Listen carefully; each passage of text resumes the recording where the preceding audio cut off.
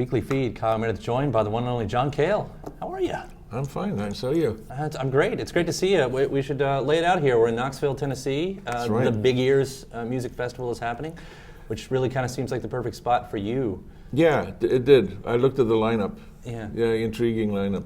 Yeah, I don't know what you'd say, because I've been trying to explain this whole festival to people, and it's almost like cult icons and people that are really doing interesting things out of really the mainstream.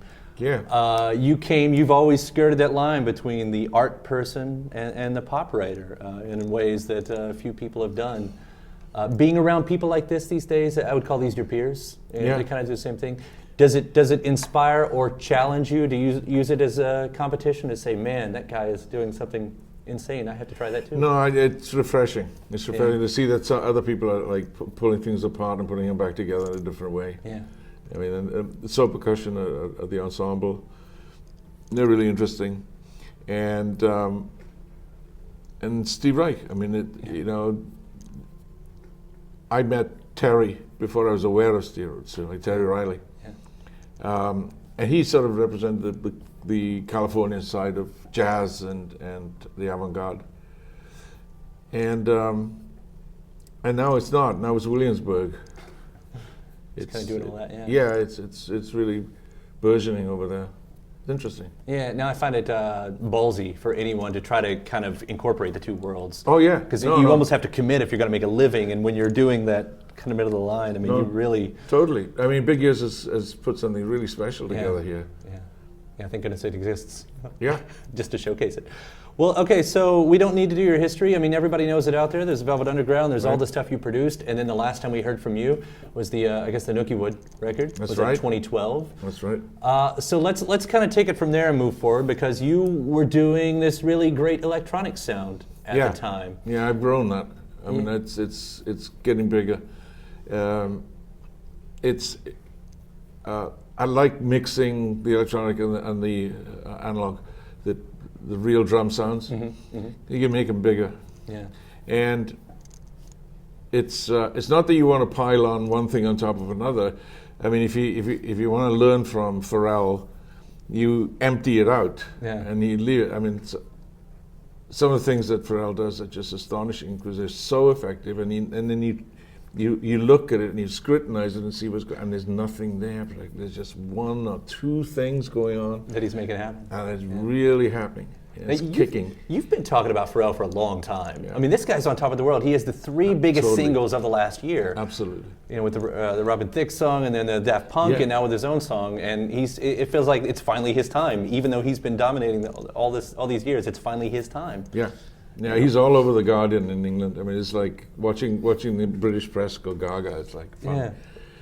Yeah. So but I've been watching. The most interesting production values to me was what was going on in hip hop. Yeah. And once Drop It Like It Hot happened, I mean, I was just bowled over. And learning from what they did and what they were using and stuff. I mean, Drop It Like It Hot had the rhythm track had a spray can in it. Right. You know, going with spray. And that's what they were using. They were using it as, And I thought, no, this is urban art with a. Yeah.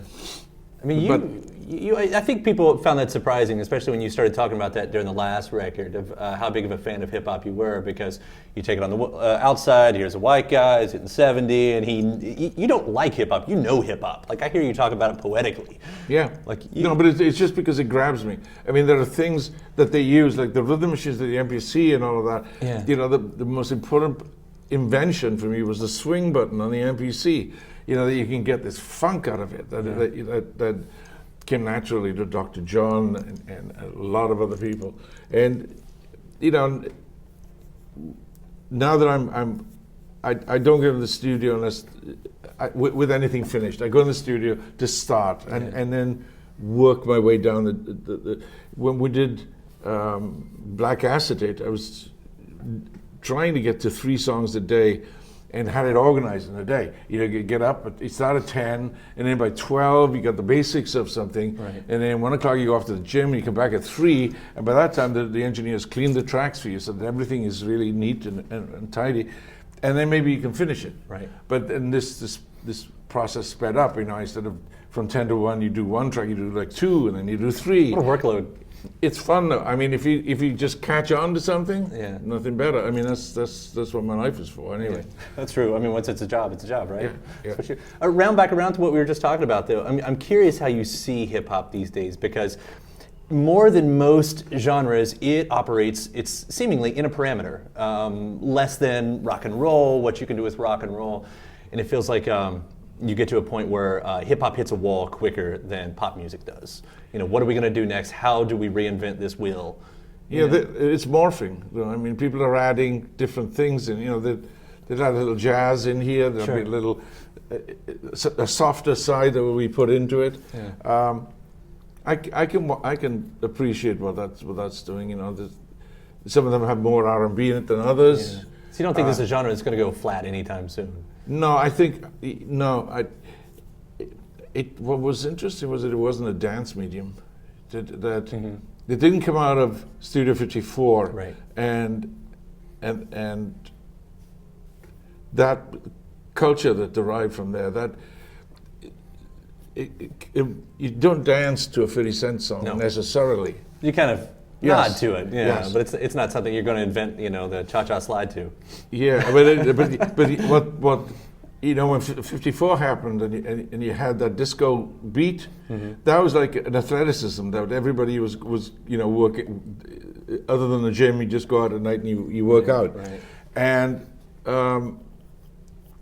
there was something about the NBC that really grabs you like that. It's vicious in a way, but it's also great. Yeah. So anyway, I don't know where it's all going to end up. I mean, I don't have a vision like that. But it's I think you just throw in as many different things as you can into it, and still keep it simple, and still keep it down to 3 things. Yeah. It's important. Yeah. Similarly, I mean, you've been with rock and what we would call pop now since mostly the beginning, minus the 50s, I guess. But and through the years, I'm sure you see it happen too. All the trends, they just kind of roll over, and it's the exact same way. You look and you go, well, okay, so that band is just copying that band who copied that band who copied that band. How do we keep propelling what we're doing for? Because once again, we're in a festival where I feel like that is one of the things that is we're seeing the artists, yourself included. But I think what's intriguing about it is the indifference between one band and the next. Yeah. And that was something that was, I don't know, in the 60s it was funny to watch. We're here, and you're over there. Okay, you stay over there, and I'm over here, and I'm going to do this. Yeah. And that's always like a motivation for a young band coming up.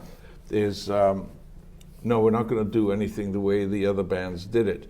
But here in Big Ears, it seems to me that everybody's done it, and everybody's different, and everybody, and you have to respect that. Yeah. And it's enjoyable, and sometimes a lot of fun. Yeah. Well, the way the trends work now is even mind-boggling, because it used to, I guess, pre-internet, you'd have the time. Grunge could take effect over 5 years before whatever that late 90s pop rock was. Now it's basically like as soon as a trend hits, there's the anti-movement. Yeah. One almost doesn't have time to speak too long before the other one takes hold. Yeah, they spot the niche. Yeah. Spot the niche. Yeah. You can, okay, so he's done that. Okay, now wait a minute if I go over here. Yeah, a lot of that very fast. And we just roll past it. Yeah. Yeah. Yeah. It's crazy to even But think where that can go. It keeps going though. I mean, the energy is there, and it keeps rock and roll alive and kicking. Yeah. I mean, if rock and roll was always young, there's always going to be a young person discovering rock and roll, I guess. So, in that case, it doesn't even matter for folks like us. How old is Bieber now? Bieber, is he? I don't think he's 20 yet, is he? No, he's too old. He's already a laughingstock. I mean, everybody saw that coming. I mean, even David Cassidy just had to recheck himself back into rehab. It's not like that stops, It's. I like the deposition. All right, let's get back on track here.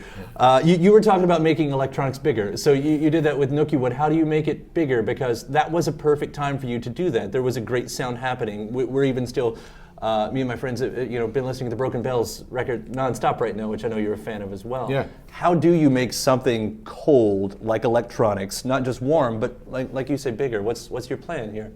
You mix them. You mix them with other things. You mix them with real things. It's that thing of parody. You parody something that's going on somewhere else. Yeah. And I think when you're doing it live, it's much more fun than being in the studio. Yeah.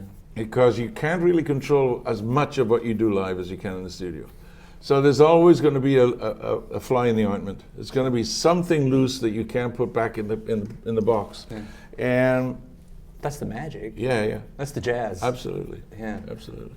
That's what keeps everybody on their toes. Right. So I'm lucky. I've got a band that really enjoys doing that. I mean, for years I was trying. I'd really had a bad reputation for not doing the same things twice, and really with a vengeance. Sure. Like people, was that song? I think that I managed to get people to expect that. Yeah. No, and it's sort of it's a little different. I think I've worn a groove there that you don't know quite what it's going to be. But for me, I can't go on the road and do the same things all the time. No, it drives me nuts. It feels like that's actually a really great thing to have, and to build that reputation would take a while to say, you knew this part of me, but now. But on the flip side, it's almost like you'd have to start over every time, you know? I mean, Nookie Wood itself got great reviews. It actually seems like one of your best received records, you know, in the past few years and everything. So the fact that you're not exactly saying that you're going to do something completely different, you know, you're not going to do... Well, you can't do that with something as contemporary as Nookie Wood. I don't think I could go out and tear that up as, you know, immediately. Right. I think I got to wait a little bit and wait until those songs settle down, because they've... I don't know whether it's.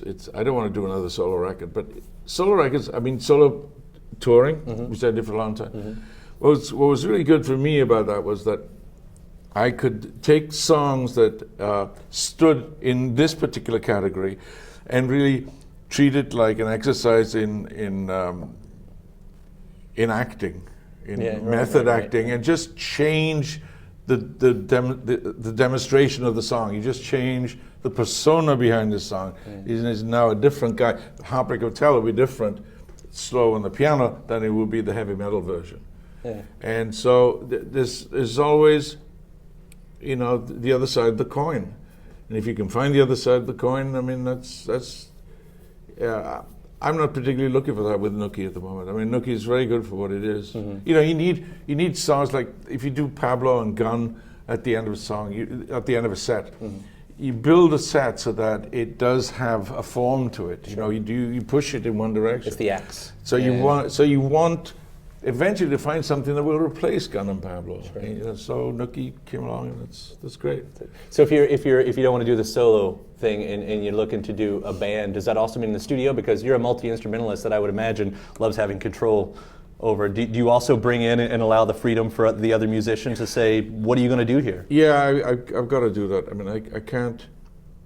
I don't like depending on machines very much, but if I can get. Yeah, I mean, the guys that I work with are really very easy at that. Once again, it's great having that. So what else happens this year? I've been told there's going to be some reissues that are taking place too. Are you a part of that whole thing? Because I'm working on doing some radio mixes of that stuff now, and it was interesting going back because I replenished them in a sense. I mean, I came at them from a different point of view. I said, okay, well, I know what I did at that time. I know the state of mind I was in that time. I don't want to be in that state of mind. And now let's see what we can do. And it was fruitful. Yeah. Well, I can't wait to hear what you've done with it. John, it's been great talking to you, man. Thank you. And I look forward to the rest of the year and whatever you got in the next record too. You don't have a timeline for it, I'm guessing, at this point. Not yet, no. But I'm in the middle of it. Well, it's working. Thanks, Thank you so much. Thank you. All right.